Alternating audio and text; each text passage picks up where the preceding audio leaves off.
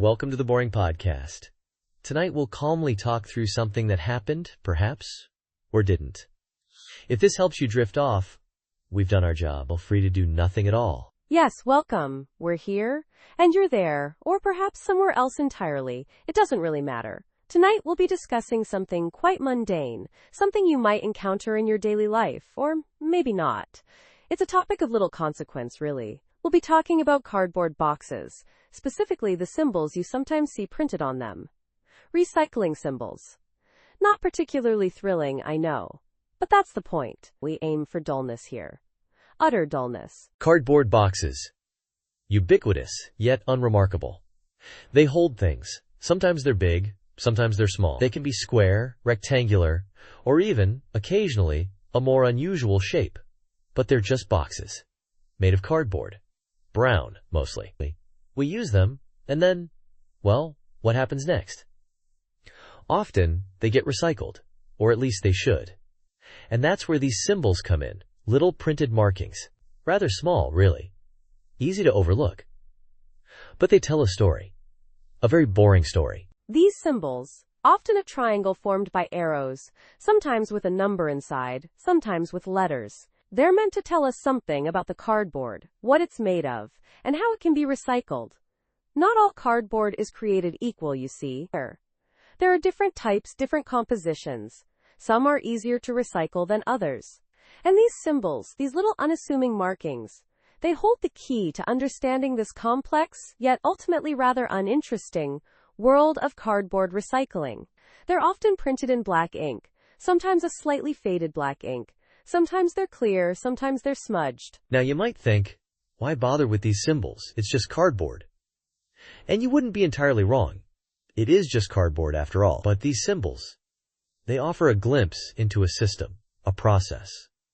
A very, very dull process. They tell us something about the journey of the cardboard. From tree to box to, well, hopefully, back to something else.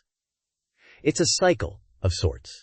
A rather monotonous cycle, but a cycle nonetheless. And these symbols, they're a part of it. A small, insignificant part. We'll be delving into the specific meanings of these symbols, one by one, in detail. Excruciating detail. We'll discuss the different types of cardboard, the different recycling processes, well, there aren't that many differences, really, but we'll stretch it out. We'll talk about the different shades of brown the cardboard can be. Light brown, dark brown, somewhere in between brown. We'll explore the subtle variations in the texture of the cardboard. Smooth, slightly rough, sometimes a bit corrugated. It's a fascinatingly dull subject. So settle in, or don't. It truly doesn't matter. Allow your mind to wander, or don't. Let the gentle drone of our voices wash over you, or don't. We're going to embark on a journey into the world of cardboard box recycling codes. A journey of little consequence. A journey that will likely lead nowhere, but a journey nonetheless. We'll start with the most common symbol, the one you've probably seen countless times without even noticing. The one with we'll get to that in due time. There's no rush. We have all the time in the world, or at least until the end of this podcast. Perhaps you've seen these symbols before and wondered what they meant. Perhaps you haven't. Perhaps you've never even considered the existence of these symbols. And that's perfectly understandable. They're not exactly attention-grabbing. They blend into the background. They're small, often inconspicuous, printed in a rather unassuming font. But they're there, silent witnesses to the life cycle of a cardboard box. A very uneventful life cycle. We're here to give these symbols a voice, or at least a very quiet, monotonous murmur. So we were discussing these codes, these faintly printed symbols on the side of the cardboard box. You know, the ones that are often partially obscured by creases or remnants of sticky tape. They're quite fascinating in their own unexciting way. I mean, they're not visually stimulating. Not like a vibrant sunset or a meticulously arranged fruit platter. More like a slightly smudged, almost invisible series of lines and numbers. And yet, they exist. They're there, quietly conveying information about the box's composition, or perhaps not conveying anything at all. It's a thought. A rather uninteresting thought, but a thought nonetheless. We should probably move on to discussing the specific numbers. Or maybe not. It's all very much the same, isn't it? Yes, the codes. I've seen them too. often a sort of pale, washed-out black ink against the brown of the cardboard. Or sometimes, on lighter boxes, they're a slightly darker shade of pale. It's all very subtle. Not the kind of thing that grabs your attention, you know. Like a loud noise or a flashing light. These codes, they're almost designed to be overlooked. Which makes you wonder why they bother printing them at all. Perhaps it's a legal requirement. Or maybe it's just something to do. A way to fill the empty space on the side of the box. A quiet, unassuming little code. Doing its job, whatever that might be. I suppose we could look up what the numbers mean, but does it really matter? They are there, and that's enough. Perhaps. These numbers, often single digits, sometimes two, rarely more. They're contained within a chasing arrow symbol, which, ironically, suggests a dynamic process, the cyclical nature of recycling. But the reality, the actual experience of looking at these codes, is anything but dynamic. It's static, silent, almost meditative in its lack of stimulation. You stare at the code, the slightly blurred ink, and you ponder its meaning, or lack thereof. It's a beige experience. A cardboard-colored contemplation. And really, isn't that what life is all about? These small, quiet moments of reflection on the utterly mundane? Probably not, but it's a thought. The arrows, yes. 3 arrows forming a triangle, pointing in a clockwise direction. A continuous loop, suggesting endless renewal. But the cardboard itself, often slightly battered and worn, tells a different story. A story of a single journey from production to disposal, or, hopefully, recycling. Though even the recycled cardboard, it too will eventually end up somewhere, discarded or repurposed into something equally uninteresting. It's a long, slow process. This cycle of creation and decay. Like watching paint dry. Or perhaps even slower. Like watching a very small plant grow. Very, very slowly. Almost imperceptibly. One often sees these codes on flattened boxes, ready for the recycling bin. The boxes, once containers of goods, now empty vessels awaiting their own transformation. The codes, once hidden on the side, now exposed, almost pleading to be read. But who reads them, and what do they mean? Perhaps they signify the type of cardboard, or the place of manufacture. Or maybe they're just random numbers, printed there for no particular reason. It's a mystery. An uninteresting mystery, but a mystery nonetheless. We could delve deeper into this, explore the intricacies of cardboard classification. But would it really make a difference? Probably not. Imagine the machines that print these codes. Large, complex mechanisms designed for this singular, rather insignificant task. Applying ink to cardboard. Day in, day out. A monotonous existence. Like a factory worker tightening the same bolt on an endless assembly line. Or a toll booth operator collecting coins. Repetitive actions, performed with little variation. It's a bleak picture, isn't it? This relentless cycle of production and consumption. And the codes, these silent witnesses to the whole process. They see it all. Or perhaps they see nothing at all. It's hard to say. Thinking about the journey of a cardboard box. From factory floor to warehouse to store to home, and finally, to the recycling bin. Each stage marked by a slight degradation in the box's condition. A crease here, a tear there, a faded print. It's a slow decline, like the gradual erosion of a coastline, or the slow fading of a photograph. A subtle, almost imperceptible process of decay. And the codes, they go along for the ride, silent observers of this slow, inevitable decline. It's rather depressing when you think about it. Or perhaps not. It's just cardboard after all. I've often wondered about the people who design these codes. What kind of mind thinks about these things? The typeface, the size, the placement of the numbers. It's a very specific skill set. A niche expertise. Not the kind of thing you'd brag about at a party. I design cardboard box recycling codes. It doesn't exactly spark lively conversation. Unless, of course, you're talking to another cardboard box recycling code designer. Then you might have something in common. A shared interest in the minutiae of cardboard classification. A quiet, understated passion. Or maybe not. Sometimes I find myself staring at these codes, lost in thought. Not deep thoughts, mind you. Just vague, unfocused musings about the nature of recycling, the impermanence of material things, the slow, steady march of time. It's all very existential. Or perhaps not. It's just cardboard, after all. And yet, it's something. Something to think about. Something to fill the quiet moments. Something to bore oneself to sleep with. Less than, person one greater than. Less than person one greater than. As we were saying, or rather as we may have alluded to earlier, these cardboard box recycling codes, often found inconspicuously, perhaps even shyly, on the bottom of such boxes, can be a source of, shall we say, mild intrigue, if one is so inclined, or perhaps not intrigue, but rather a moment of pause, of fleeting consideration. These codes, typically a series of numbers, sometimes accompanied by letters or maybe arrows, or perhaps even a combination of all three, offer a glimpse, albeit a very small and rather unremarkable glimpse, into the nature of the cardboard itself. One might even say they whisper the secrets of the box's past life, or its potential future lives. It's quite something to ponder, or not, as the case may be. Perhaps we'll delve deeper. Or perhaps not. Yes, indeed. These markings, these almost invisible symbols etched onto the otherwise unremarkable surface of a cardboard box, can be a source of, well, let's just say contemplation. Or perhaps not even contemplation, but more of a vague awareness. They exist, these codes, these numbers and letters, and sometimes arrows, and they signify something. Or perhaps they signify nothing at all.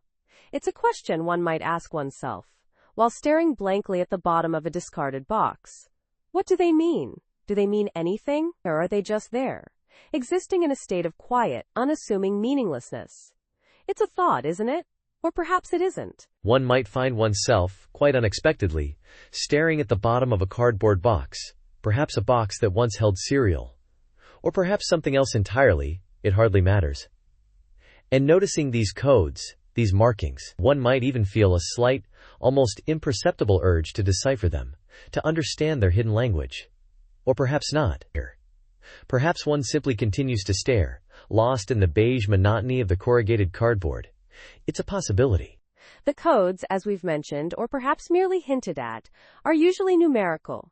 Sometimes they are accompanied by letters, or perhaps symbols. These symbols might be arrows, or perhaps something else entirely. It's difficult to say with any certainty. The point is, they are there, these codes, these markings, existing on the bottom of the box, silent and unassuming. They wait, patiently, for someone, or perhaps no one, to notice them. It's a rather passive existence, wouldn't you say? Indeed, a passive existence. These codes, these numbers and letters, or perhaps just numbers, or just letters, who can say for sure, they reside on the bottom of the box, often unnoticed, often ignored. They signify something, presumably, about the composition of the cardboard, its recyclability, its origins. But perhaps they signify nothing at all. Perhaps they are simply there, existing for their own sake. It's a thought. We were discussing, earlier, or perhaps we weren't, the nature of these codes, these markings on the bottom of cardboard boxes. They are, as we've established, or perhaps we haven't, a series of numbers, sometimes letters, sometimes arrows, sometimes a combination thereof. And they tell a story, or perhaps they don't. Perhaps they simply exist. In a state of quiet, cardboard-based ambiguity. It's something to consider, while waiting for the kettle to boil, or perhaps while doing nothing at all. Consider the box. The cardboard box. The unassuming, rectangular prism of corrugated cardboard. On its bottom, often overlooked, are these codes. These cryptic, or perhaps not so cryptic, symbols. Numbers, letters, perhaps an arrow or two. They whisper secrets, or perhaps they don't. Perhaps they simply are, and perhaps that is enough. Perhaps there is beauty in the mundane, in the seemingly insignificant. Or perhaps not. And so we return to the codes, the markings, the silent language of the cardboard box. Fine. These numbers, these letters, these arrows, or perhaps not arrows but something else entirely. They exist, don't they, on the bottom of the box, quietly signifying something, or perhaps nothing at all. It's a question worth pondering, Or perhaps not. Perhaps it's best to simply drift off to sleep and let the mystery remain unsolved. We were talking about the intricacies, or lack thereof, of those little symbols, often triangles, sometimes squares, maybe other shapes, printed on cardboard boxes. These symbols, as we've covered, tell you something, maybe vaguely, about what the box is made of, or rather, what kind of cardboard it is, or isn't. Sometimes, it just so happens, there might not even time a symbol, which is a whole other discussion about the sometimes absence of these vaguely informative markings. That makes you wonder about the boxes without markings, doesn't it? Where do they come from? Where do they go? Perhaps we'll never know. It could be a topic for another installment, though I wouldn't hold my breath. Yes, the absence of a symbol can be almost as intriguing, or as not intriguing, depending on your perspective, of course, as the presence of a symbol. You see a blank space where you expect to find a small, often faded printed shape, and it gives you pause. Or it doesn't. It really depends on the kind of day you're having. Sometimes I find myself staring at a blank patch on a cardboard box, wondering what secrets it holds, or doesn't hold, as the case may be. And sometimes I don't give it a second thought.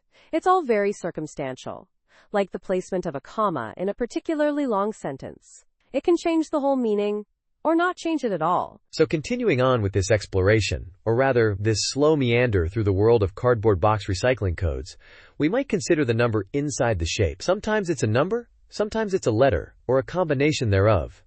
The variation can be surprisingly, or unsurprisingly, minimal. One might see a 1 or a 2, possibly a 3, rarely a 4. Sometimes there is no number, and only then do you start noticing that it's raining again, and it makes you want to find a dry towel. Where do dry towels even go? The place where socks go. It's a mystery of the dryer that we all have to contend with at some point. So many things to consider. These numbers, if present, if visible, if legible, can tell us, potentially, something about the processing of the cardboard. Or they might not. They might simply be there for decoration. A small, unassuming, almost invisible decoration on an otherwise unremarkable brown surface. It's the kind of thing you might notice while waiting for a pot of water to boil, staring at a cardboard box you intend to break down and put into the recycling bin. Though sometimes, I just toss them in the regular bin. Out of sight, out of mind. Is that so wrong? Probably not. Probably. Who's to say, really? The thing is, sometimes these symbols don't seem to relate to anything at all. They're just there, existing. Like the faint hum of a refrigerator in the quiet of the night. You don't notice it until you do, and then you can't unnotice it. Or maybe you can. I sometimes forget I even have a refrigerator until I need something from it. Milk, usually, sometimes orange juice. Rarely anything else. It's a strange apparatus, the refrigerator. Cold, humming, full of food. Or sometimes, not so full. And let's not forget the arrows. Sometimes there are arrows chasing each other in a circular formation. This might indicate something about recyclability, or it might just be a design choice. Aesthetics over function, perhaps? Or function over aesthetics? It's a debate as old as time itself. Or maybe not that old. Maybe it's a relatively recent debate. Who can say, really? The passage of time is a strange and elusive thing, like trying to remember where you put your keys. Always in the last place you look. I once saw a box with a symbol I'd never seen before. It was different. A sort of squiggly line. I spent an unreasonable amount of time, or maybe a reasonable amount of time, pondering its significance. I consulted the internet, that vast repository of information, both accurate and inaccurate. I found nothing. It remains a mystery to this day. Maybe it was just a printing error. Those happen, I hear. The ambiguity of it all can be quite something. Not exciting, not frustrating, just something. Like the feeling of a slightly too warm glass of water, or the sound of a distant car alarm in the middle of the afternoon. Not unpleasant, not pleasant, just there. A subtle reminder of the world outside. Or maybe just a reminder that sometimes things exist without needing to be categorized or understood. Sometimes a car alarm is just a car alarm. It is, isn't it? Just a car alarm. Sometimes. Or maybe not. Who knows? Not me. Maybe you do. Maybe someone does. Less than / person 1 greater than? Less than, person 1 greater than. So we've been talking about these symbols, these almost symbols. printed on cardboard boxes, often near the bottom, sometimes on the side. They're not always easy to find. These faintly printed, slightly smudged, often partially obscured markings, and they're supposed to tell us something about the box, about what it's made of, what kind of cardboard it is, and whether or not it can be, or should be, recycled. It's a whole system, a whole process. And yet, it often feels like it's barely there, a whisper of a system, almost hidden in plain sight. These markings, these codes, they exist, but they're almost ethereal in their presence, fading into the background of the beige, or brown, or sometimes slightly grayish, cardboard.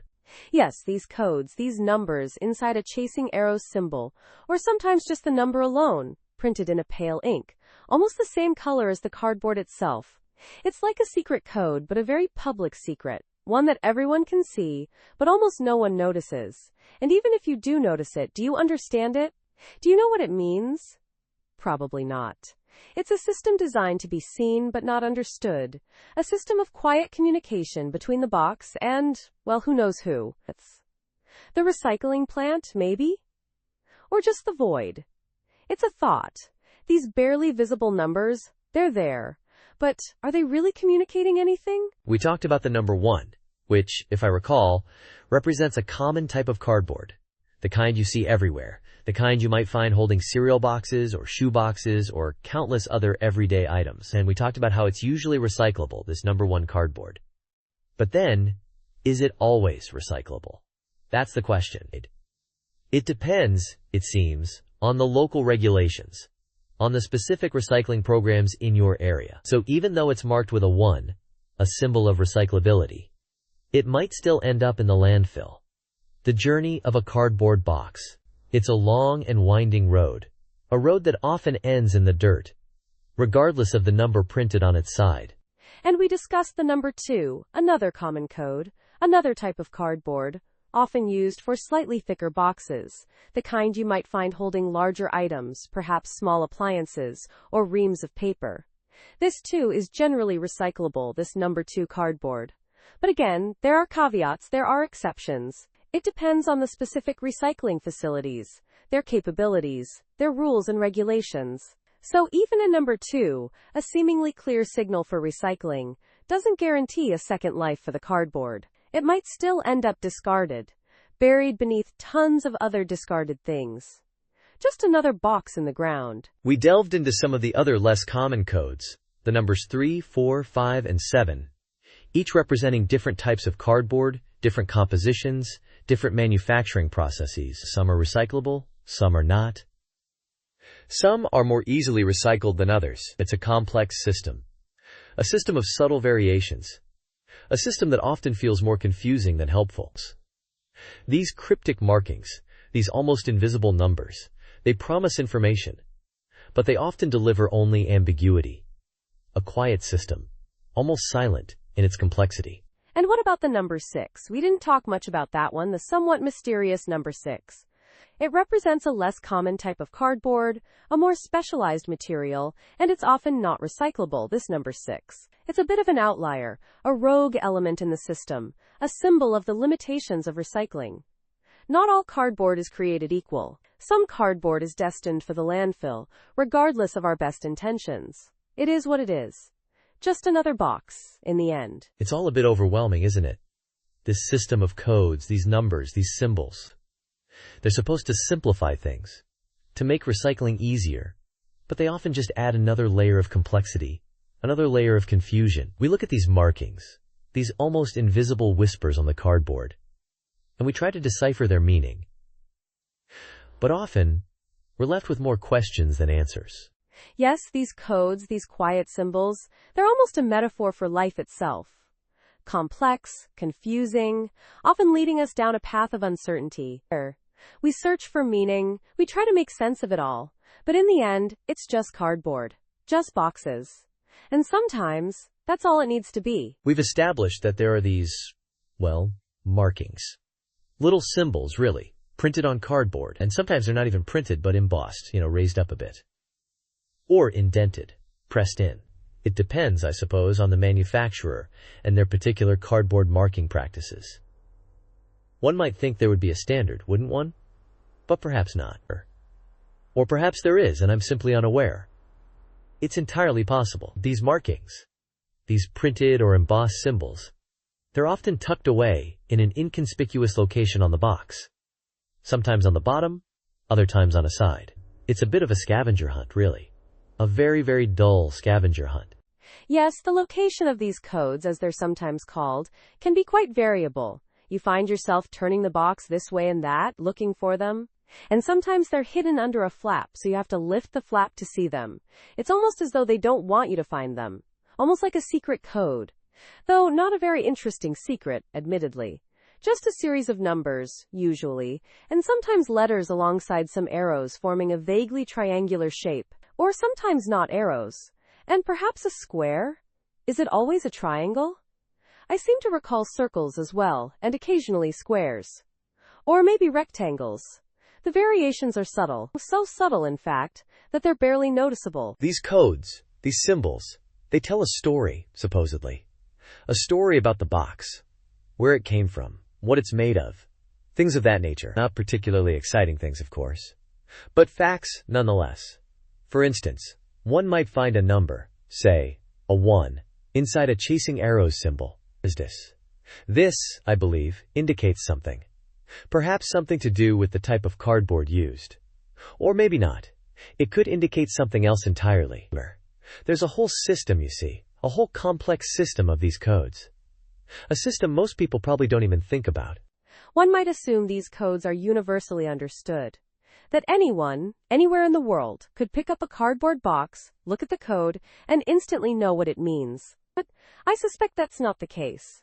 I suspect there are regional variations, subtle differences in the meaning of the symbols. Or maybe not, maybe it's entirely standardized. It's hard to say with any certainty. The whole thing is rather opaque, shrouded in mystery really. The mystery of cardboard. It's not a thrilling mystery, mind you. And what is the purpose of these codes, one might ask? Well, they serve a function, I believe, in the recycling process. They help determine how the cardboard should be processed, or if it can be recycled at all. Some cardboard, it seems, is more recyclable than others. A fascinating concept, isn't it? The varying recyclability of cardboard. A topic one could spend hours pondering. Or not. One could just as easily not ponder it at all. It's entirely up to the individual. Imagine, if you will, a large pile of cardboard boxes. All shapes and sizes. All with their little codes, their cryptic symbols. And someone, somewhere, has the task of sorting through these boxes, deciphering the codes. What a job that must be. So tedious. So repetitive. Yet, so essential. In its own way. A vital cog in the machinery of cardboard recycling. A very, very small cog, admittedly.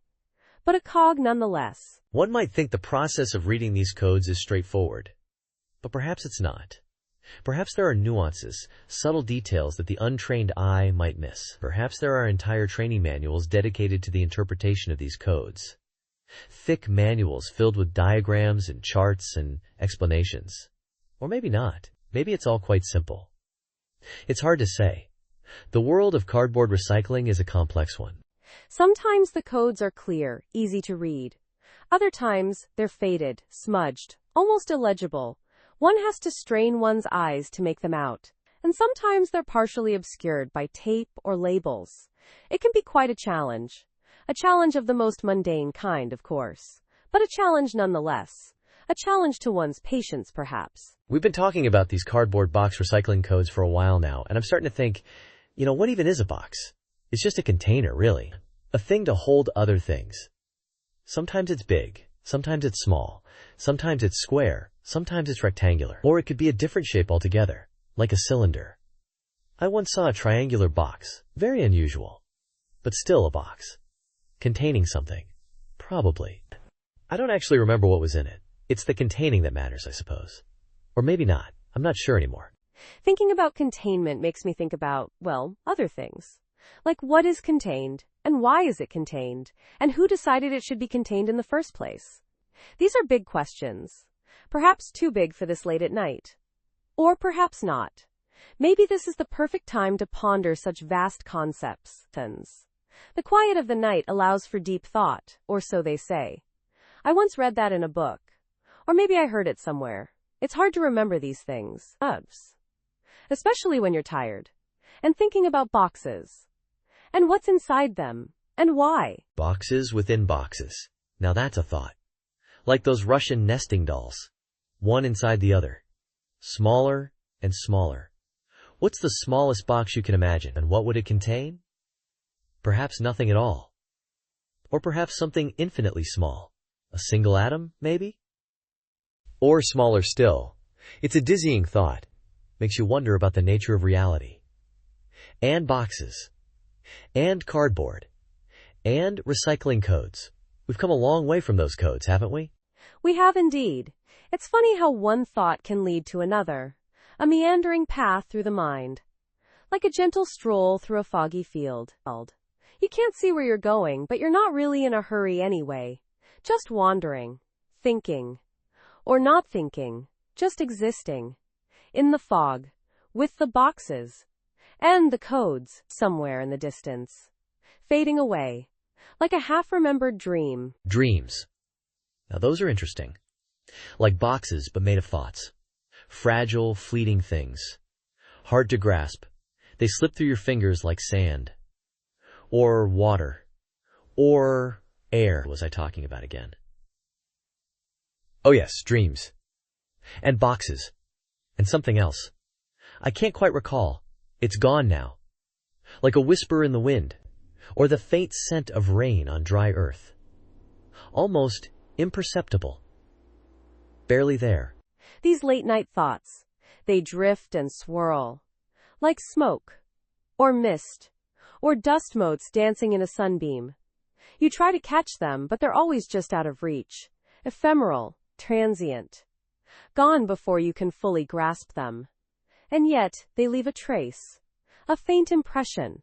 A whisper of something almost remembered. Like a forgotten melody or a scent from childhood. Vague and indistinct, but somehow familiar. Familiarity. That's a comforting feeling. Like a warm blanket on a cold night. Or a soft pillow under your head. Or the gentle hum of a distant machine. A constant, steady presence. A background noise that blends into the silence. A subtle reminder that you're not alone. Even in the quietest moments. Even when surrounded by nothing but your own thoughts. And boxes. And so we return to boxes. The starting point of this meandering journey. Or perhaps not the starting point.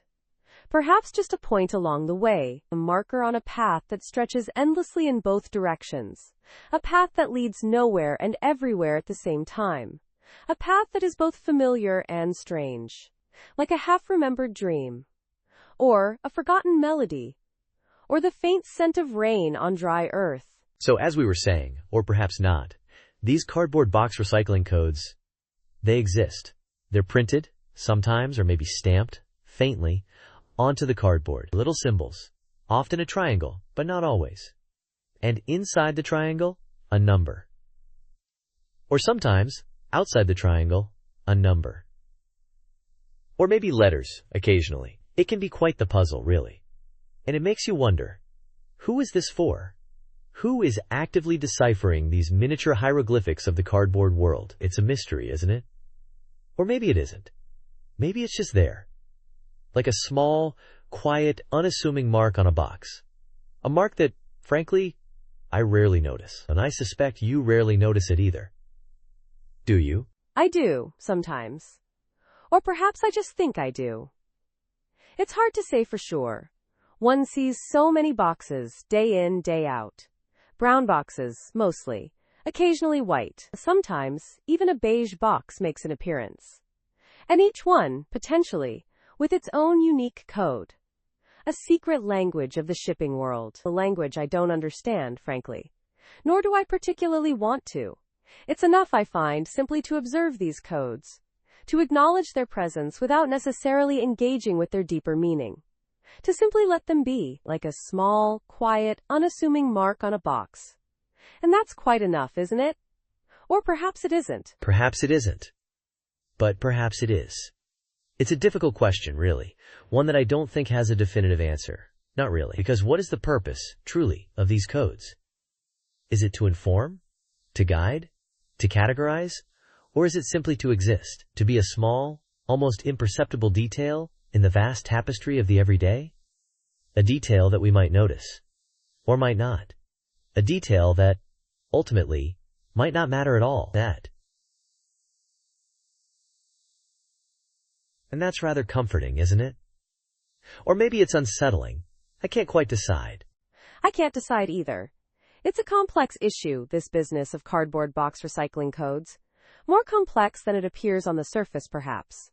Or perhaps not. It's hard to say, really. One could spend hours, days even, pondering the intricacies of these codes, their meaning, their significance, their place in the grand scheme of things. But to what end?